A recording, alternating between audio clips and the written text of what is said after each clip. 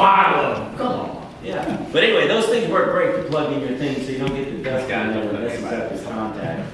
Never mind.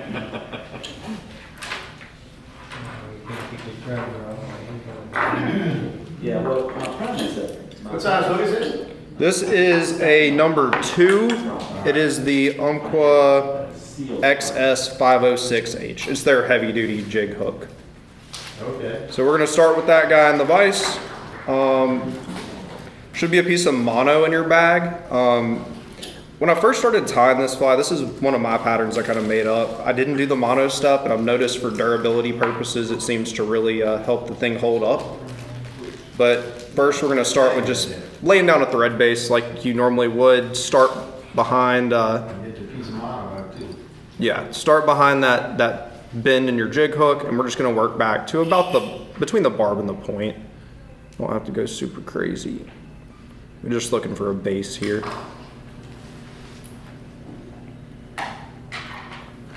Get organized at some point.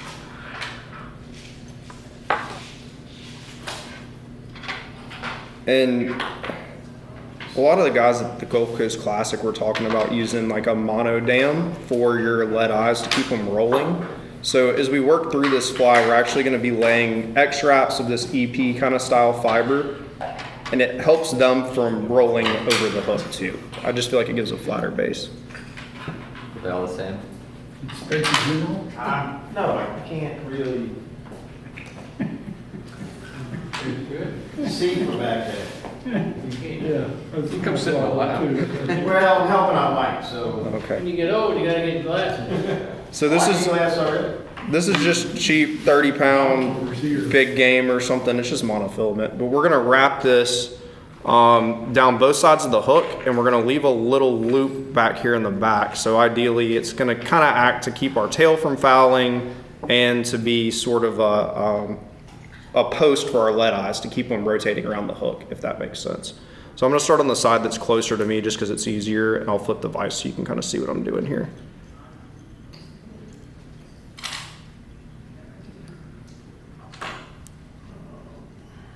And we're just running this like parallel to the hook shank down each side and folding it over. And with this loop in the back, it doesn't need to be huge. We're using marabou as a tail. Start at the front, tying it all the way to the back. You put that mono on one side of the hook? Correct. One side of the hook shank, and then we'll bend it in the back and work it up the other side of the hook shank. Try to do this where I'm not looking at it so you can see.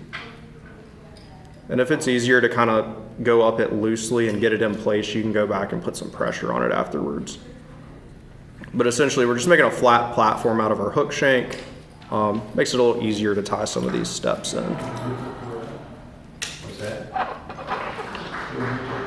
And I'm just gonna trim that. You don't have to go all the way up to the bend. I leave just a little bit of room to make our whip finish in front of that mono. I feel like it works a little better that way. But I'm just gonna cover this up, make a good foundation, and essentially we've got a flat platform we can tie on now.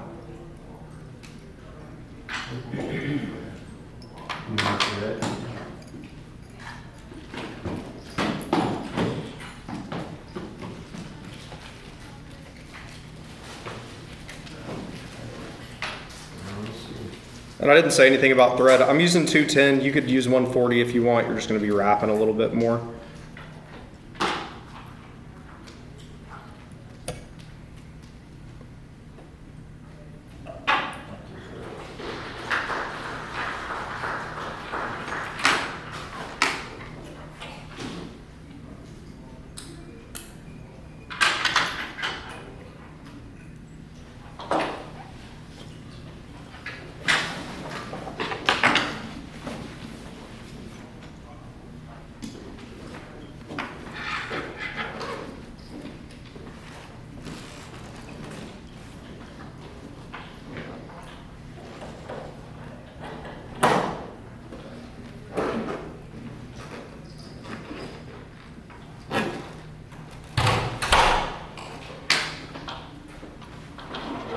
Is there a meaning behind the golf name of the fly? Chip shot? Is there any?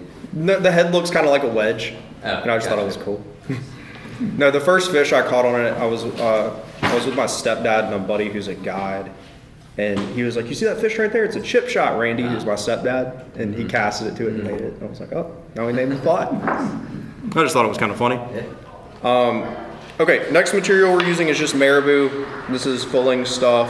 I like the premium feathers, not because they're premium. The longer feathers for this technique kind of works out well. Instead of tying it in on the stem, I'm actually gonna take my fingers and grab a section of this, and I'm gonna cut that off of the feather, and then I'll set it down on the table and kind of stack it into a stack, and we're gonna tie that in for the tail. So I'll show you what that looks like.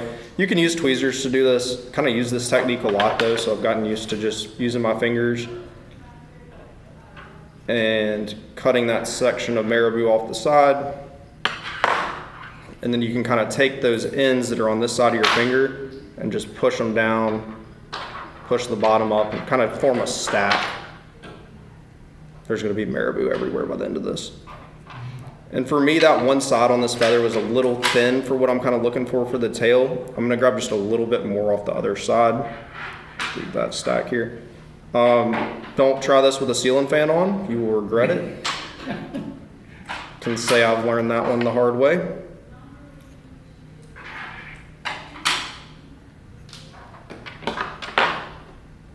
So when you sit there and tie a bunch of these, you end up with a bunch of marabou tips that you can use on your woolly buggers or palmering or whatever. So I'm just going to marry those two stacks up, kind of lining the ends up. And you're going to get a fairly uneven kind of, get in front of the camera, stack like this. So I like to take it and kind of pinch it with my left hand and get a point that I think's, most of the feather tips are coming to, and I'll just break these other little pieces off. You using both sides, like all of it? I use both sides. I didn't have a super bulky feather. You don't need a ton of marabou, but you just kind of want a substantial tail. And this isn't really going to imitate something as much as it's going to just be for movement. I guess it can kind of be a claw. But once you get your little stack, I'm going to measure it on the hook shank. Looking for about a hook shank in length, maybe a hair longer. And we're going to tie that in right where our thread has ended. So using a pinch wrap, where you take your thread, go inside your index finger and your thumb here, you can grab onto the thread and get some tension and pull down. And you don't have to do the loose wraps to harder pressure. I'm just going to get 3 or 4 wraps on that, and then we can trim this kind of butt section of our feathers out.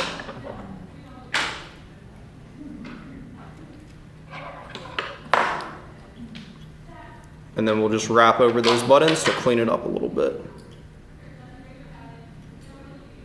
Doesn't have to be perfect, we're gonna cover it up. I just have a tinge of OCD in me and gotta fix it.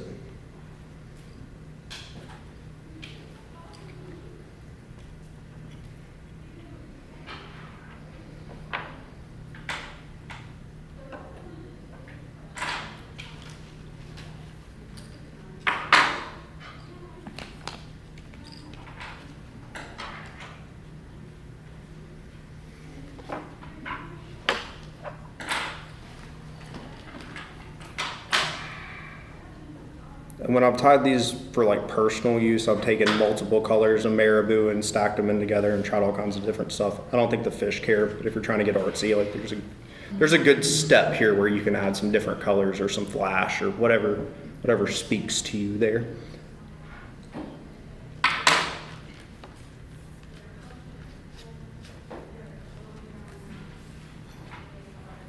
All right, next material is gonna be, this is essentially Palmer chenille. I ordered everything from Fulling.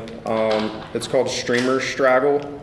It's just a palmering chenille, purple UV or something like that. And with this stuff, it's kind of like any chenille. You can pull a couple strands out and kind of give yourself a clean tie-in point to work with.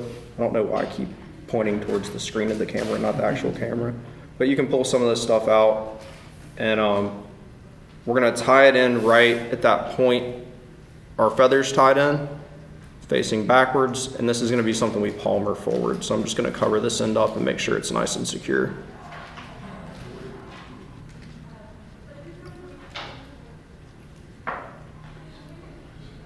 And we're not looking for a ton of this stuff. This just adds a little bit of movement, a little bit of flash to it. This coloration is going to be more of a darker water fly anyways, so I don't know how much they'll see the flash, but I think it looks good. Kind of looks like some legs. Are you using the brush or the? This is the chenille. You should have a piece about that long in there.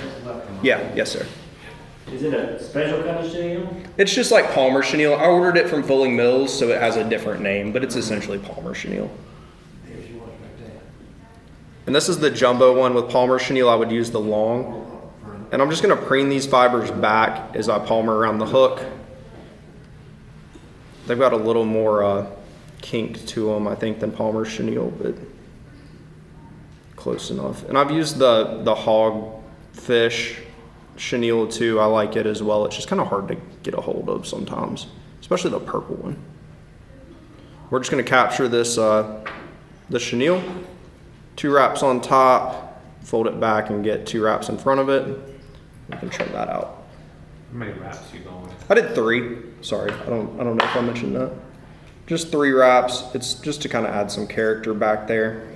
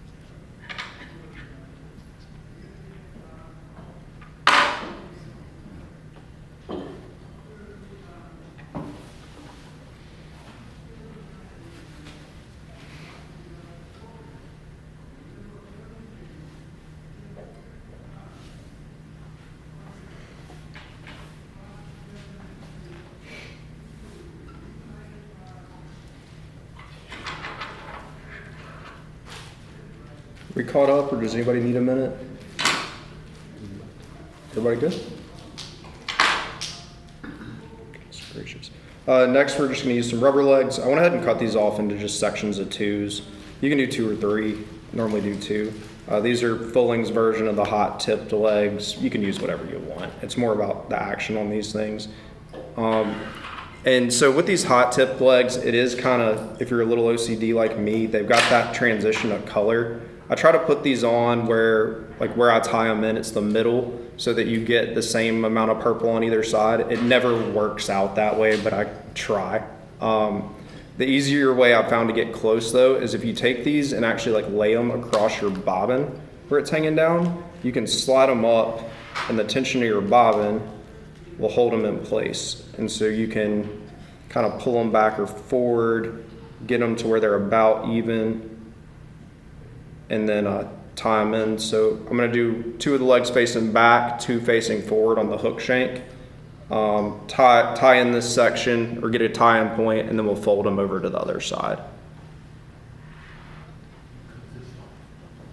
Make a little loop that's usually at the back of the hook shank, and then tie it back to the front again, and then you cut it off this way. Yes.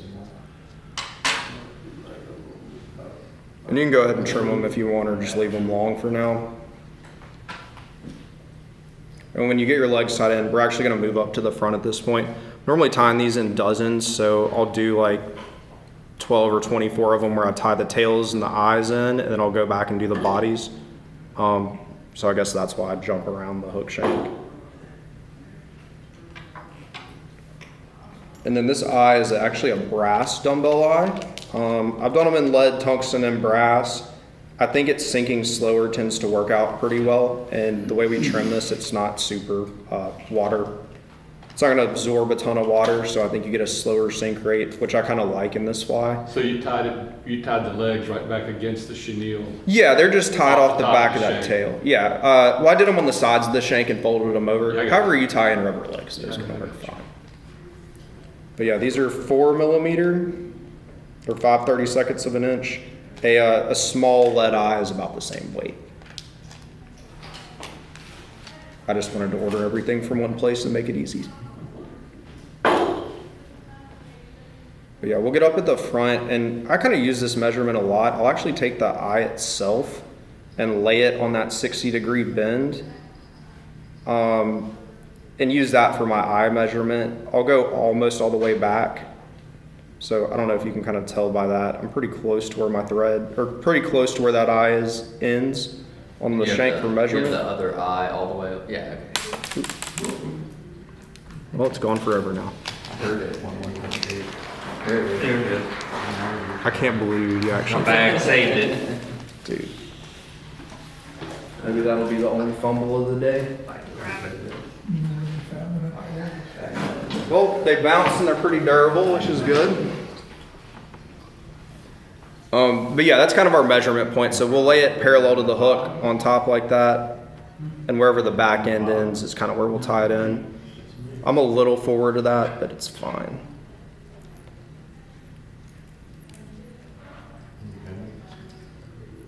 And you'll notice with this mono, they don't really like to spin after you get a few wraps on them, which is nice.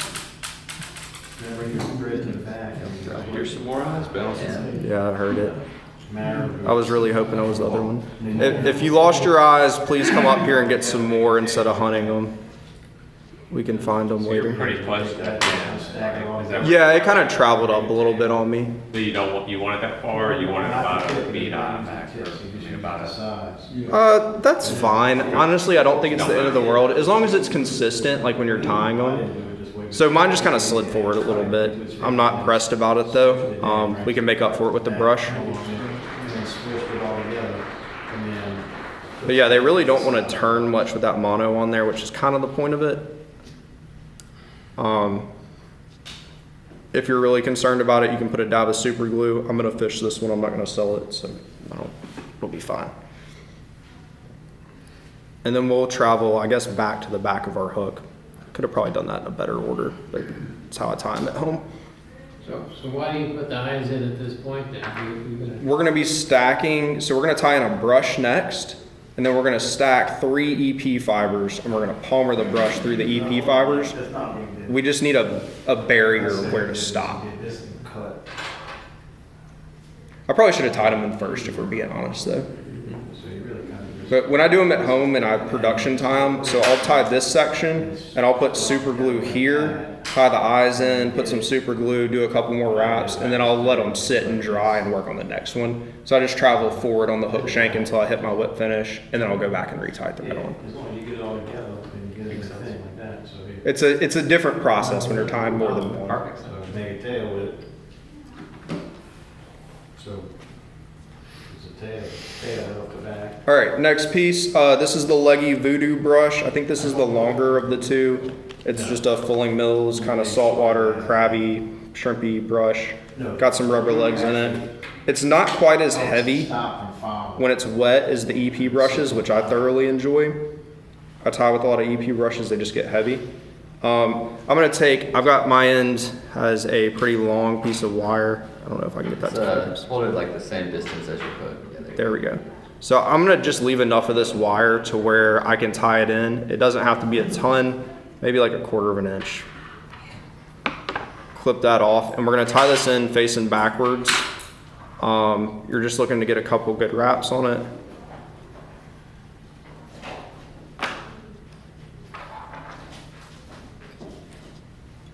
And you can do it on the side or the top of the hook, it doesn't matter. I'm just gonna clamp that out of my way.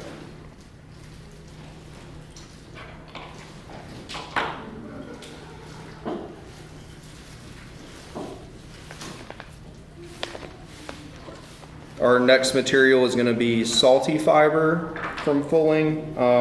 It's EP fiber. I don't notice any particular difference. The only thing I can say about it is that's different is it does have like a little zip tie on the top of it, so it's a little easier to manage, which is kind of cool. But it's essentially the same stuff. That little zip tie is nice though. Keeps it from becoming a total mess. If you have a messy bench like me, it's a lifesaver. But I gave everybody a little thing of this fiber. If you twist it up as tight as you can, I'd say it's like, I don't know, a little thicker than a toothpick.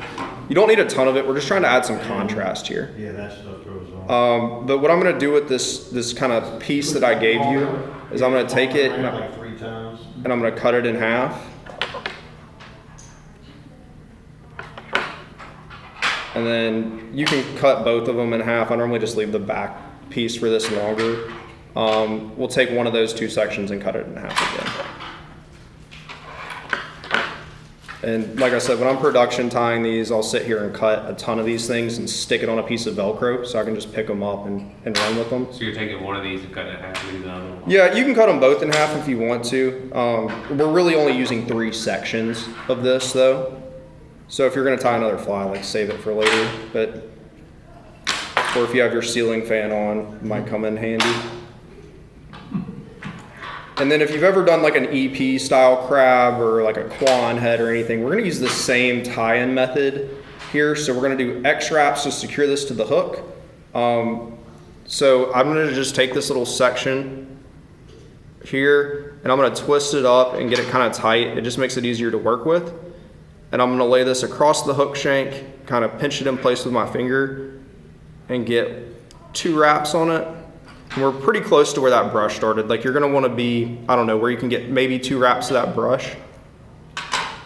And then we'll do 2 wraps going the other way. Legs. So legs, just 2 on each side. The legs. And once you get those X wraps, if you can just keep your finger on top of it to keep it in place, if we wrap back towards it, it should kind of lock down and stay where we wanted it. So you should get a little section that sticks out kind of like this.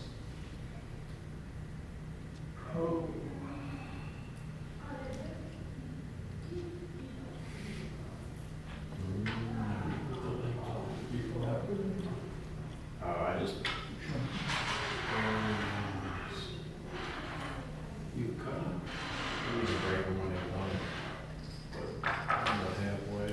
Where you at? I tied right here.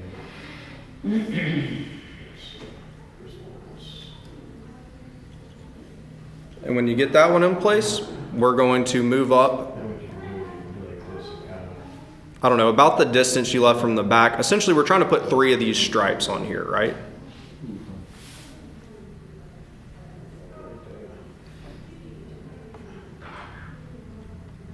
And we'll use the same method. If you've got one of these little hair clips, they kind of make it handy. You can get your fibers out of your way. We're gonna do the same thing here. Just X wrap it on there.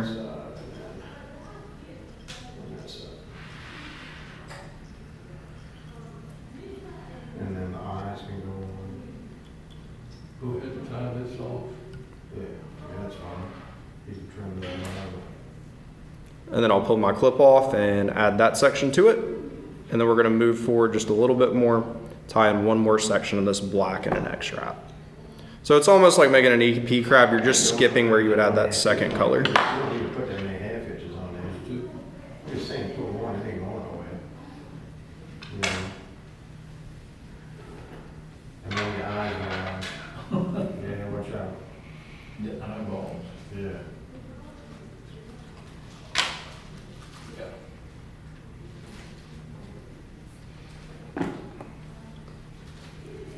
And then we'll just split the difference from the second stack and the eye and do the same thing again. Just X wrap it into place.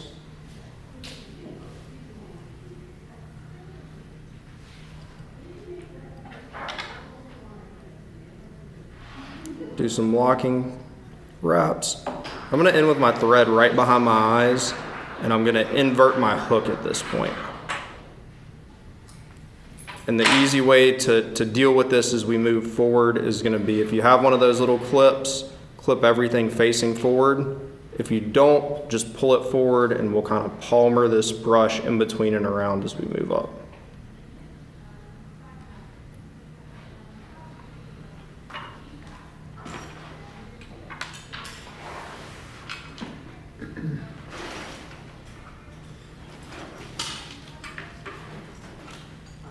Has everybody survived the X wraps? It's like the worst part of this fly. I really do feel like the mono helps them from sliding around as much though. Yeah, sure they don't just fall off the side. Or like when you go to like put the tension on them, they just like wrap around the hook. Mhm.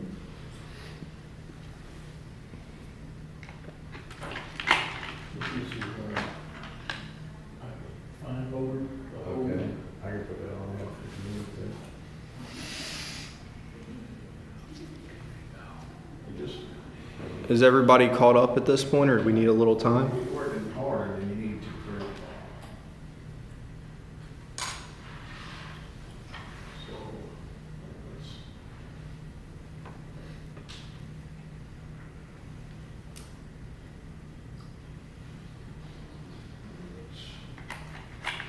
Get right there. So instead of trying to put it, just put it on. Yeah, just do like that a couple times, and then it'll spin that way, right? And Yeah. then you just make sure you get. All right, it looks like most everybody's caught up. Okay, so all we're doing at this point is we're gonna take this brush that we've already tied in. I'm gonna fold these fibers back with my fingers and we're gonna palmer up to our first piece of the little black EP fiber. And it doesn't have to be super, super tight. We don't need like a ton of material on here. It's just enough to create a body. And so ultimately when we trim this fly, this back section I have, I'm not gonna trim it. I'm just gonna leave it kind of bushy, and that's why I'm using a brush instead of just X-wrapping fibers up the whole way. Should our EP be like, is it worth a trim if they're not perfectly? We're gonna trim it all at the end. At the end, okay. So yeah, we're essentially using this brush as like our second color EP fibers Right. and almost just like a brush to add some bulk in the back. Gotcha. And let it hang out for a while. So once we get up to that first section of our EP, I'm gonna take my clip off, and having a bodkin or a needle kind of helps here. Kind of separate them out. Two of them might have like joined together.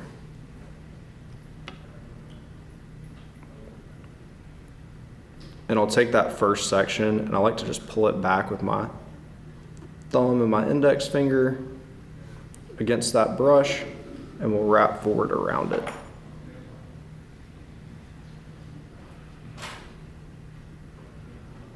So how far are you bringing that wrap forward, all the way back to the? So I'm wrapping all the way to my first section and I just crossed over it. So you should have like a section of black and then purple in front of it. Got it. And then we'll move our second section and kind of do the same thing. Ah, so we're gonna split the sections. Exactly. And it might be easier to invert your fly. I think I grabbed a little too much fiber here. Yeah, there we go.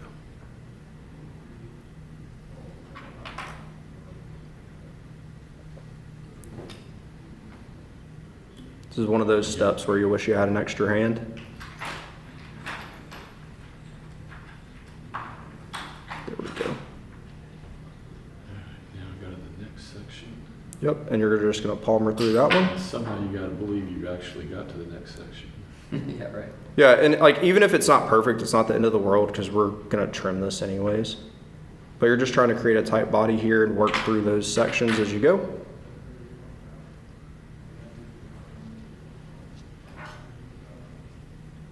So how many individual sections of yarn did you have on the hook? Of my black, 2 or 3? I put 3. Okay, and you've split each one of those? Correct. Make it into 6?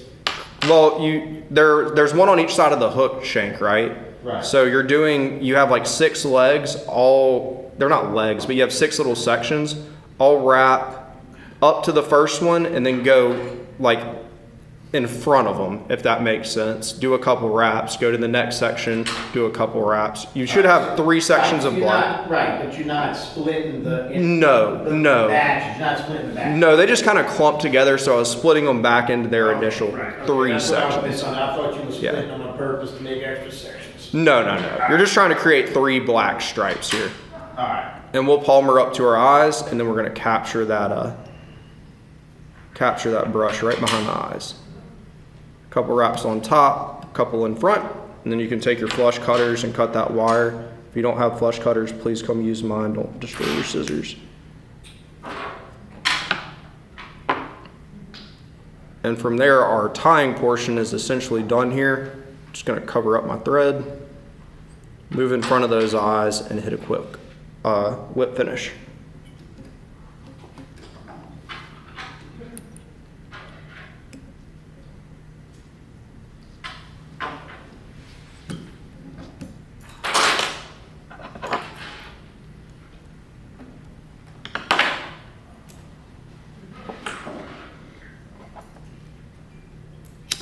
And I always tend to catch some fibers up here, so hit it with the lighter and then your head cement of choice, whether that's UV resin or just some kind of head cement, Zap-A-Gap, whatever. Whatever makes you confident this thing isn't gonna blow up on you.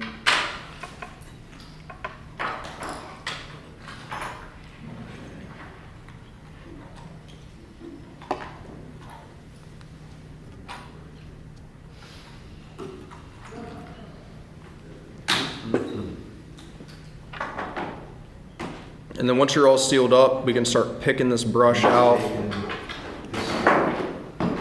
it into 3 sections and tying that. Like here.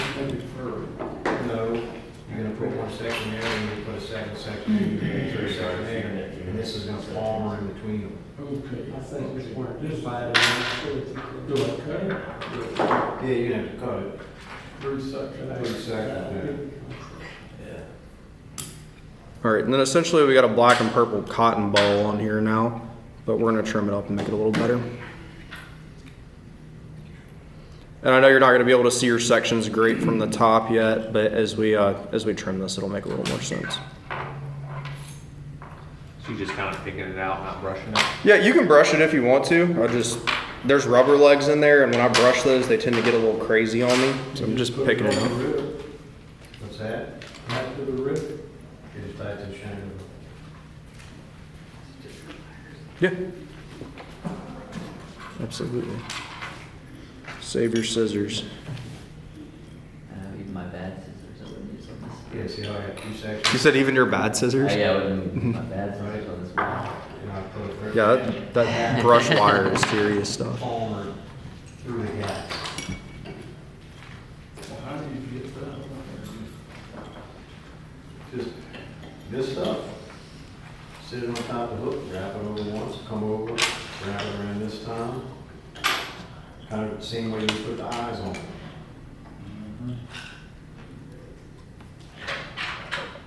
All right, I'm gonna move my vise out of the way to demonstrate trimming this, I think.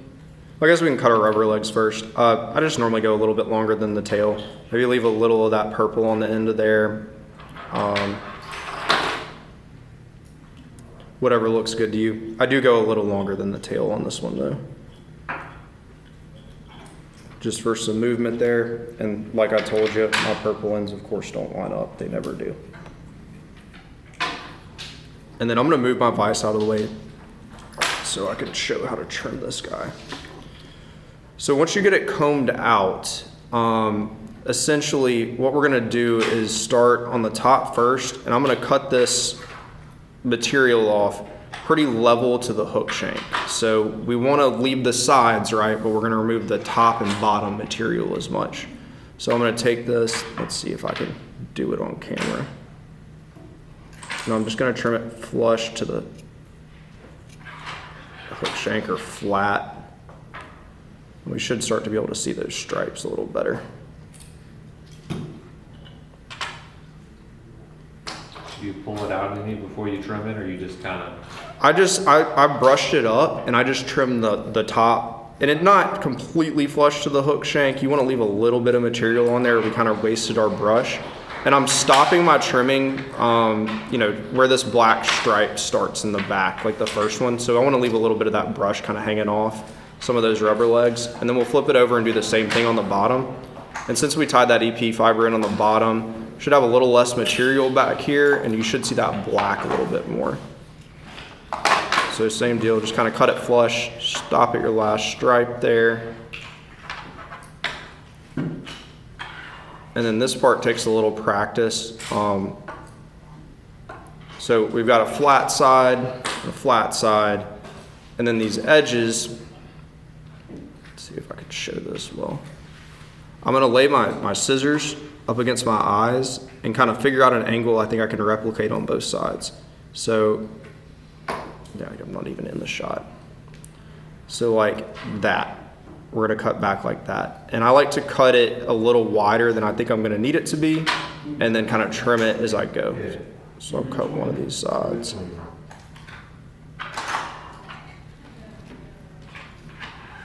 Is it like tackle? Really easy to do it in tackle. And then once you get that angle, so that's about what I did here. I don't know if you can see that. Back a little bit towards you. Yeah, there we go. Let's see if I can hold it from. Okay, so right off. Yeah, so kind of right off the eye and just back at a slight angle. And I'll do the same thing here. So I'm gonna cut about like that. And leave it a little longer than you think. You can always trim it up more later. Just try to replicate that.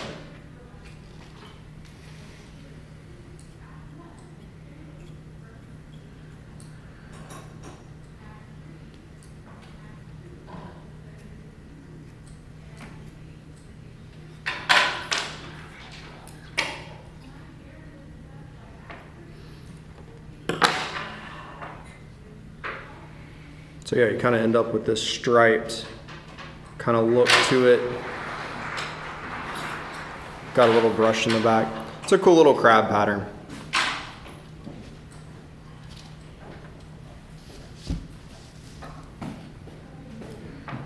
Marabou nips. They're not real good, but we can use them. Well, we'll see. Actually, not too much.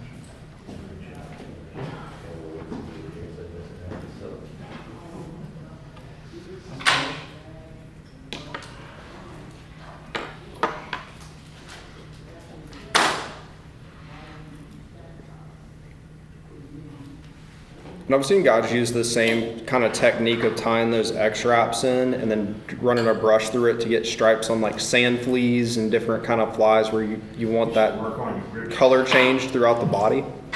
It's kind of cool, something a little different.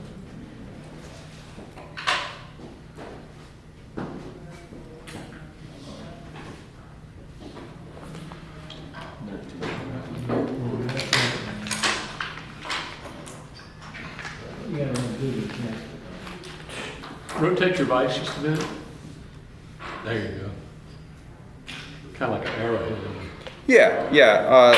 And I think one of my sides is a little longer than the other one. Ultimately, I don't think that's going to matter that much, but It's not striking.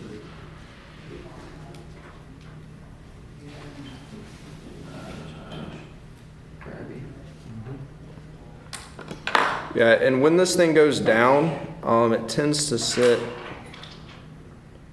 kind of on its eyes. Let me see if I can get that in the picture. Like it'll sit up on the bottom like this, where it's resting on its eyes, and that marabou will kind of stick up like that. Caught a lot of black drum on this fly as well, but mostly redfish. I think we caught one sheep's head on it too. And if you want to do it in a smaller size, it's kind of the same deal. You can use whatever brush you want to make that palmer through, and like whatever colorations you like. I've done this in olive and blue, and it does really well, or like kind of a rust color and tan does pretty well. Yeah, that's the fly. I like it. It's awesome. Yeah. It's out. I didn't get the segmentation. Yeah, that's tough. You can go between those little. It's one of those things where it takes like a couple flies to get it down where it's like it looks like you want it to. Right. Mine's not even as striped as they normally are, but I was more focused on running my mouth than anything. It's gonna ride. I wonder if the longer sections of BP you use, if that would make it harder or easier. You know, if it's longer, is it easier to keep up with, or does it catch more? It can go either way. When I tie them bigger, I typically do really long sections because you've got more hook shank. Like when I do a one-aught in this, I'll do 4 sections of EP Right. through it. Yeah. But it does eat up a pretty good chunk of a brush. Oh, yeah. If you wanted to do about the same thing, you could probably do like 3 wraps of the brush and then just EP head all the way forward. But, I don't know. It hides like you don't see the threads like you would on the Right. crab style. Yeah. Yeah. Nice. I think it's just kind of got a different look to it. And this summer, I've been fishing this thing a lot. And like, had pretty good response to it. Yeah. full of the end of. especially the black and purple one, but we've been getting a lot of storms, so that kind of checks out. Just a little dip right. Any color works most time of the year, Coming out the back. Yeah. as long as it's black. Yeah, as long as it's black. During the winter, I fished it a lot in olive and did like a orange kind of chenille around the tail just to give it a hot spot. And we caught a lot of fish on that too. So, I don't know. I think you can do it in just about whatever colors. And I've noticed Fulling tends to make a product in a lot more color variations than a lot of companies. So I've gotten kind of crazy on those brushes. There's like a white one with like green rubber legs in it I like a lot. It's pretty cool. This is called the Leggy Voodoo brush. Okay. So I like that one a lot. And then they have a salty shrimp dub brush. That one's Yeah, how you like that one? I love that one, and the dubbing itself, like I've been buying packages of the dubbing and just running it in loops. Fanatics will release a video sometime next week of me doing a shrimp pattern with it, and it's a really cool dubbing. Like it's got a really cool coloration to it. The salty tan, Yeah. solid. I got a bunch of those in my car, I just had to pull the trigger on it. And I was like debating which one. The shrimp's a really short brush. Like it's a really short brush, but it's cool. Honestly, you can do the same thing with the dubbing loop though. Like I'd get the dubbing on that one as opposed to the brush. With this one, I would get the brush. Yeah. Sometimes it's easier. Yeah, I like the packets of dubbing because I can variegate the colors. Like I can do like a pinch of tan, white, and then pink or whatever. I think I did 3 colors in the video he's posted. Good. Got one nice red, a bunch of little reds, and some black drum. Black drum. I like the Conner, looks good. Absolutely. We got through that one pretty quick. Yeah,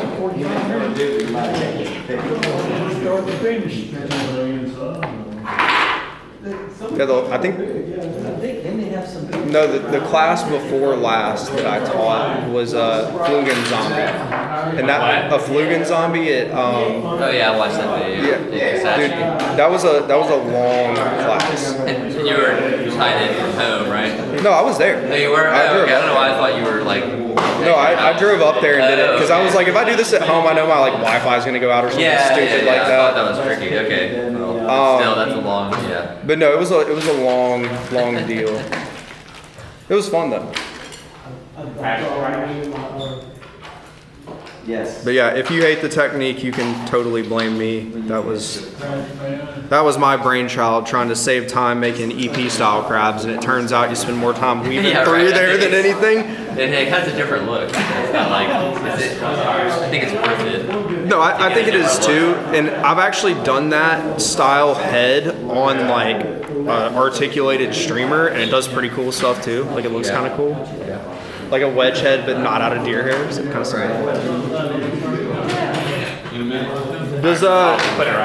There's a bunch of pre-done bags of this stuff. If anybody wants to take one home, at bare minimum, take the Umpqua hook. You know, you got some black EP fiber.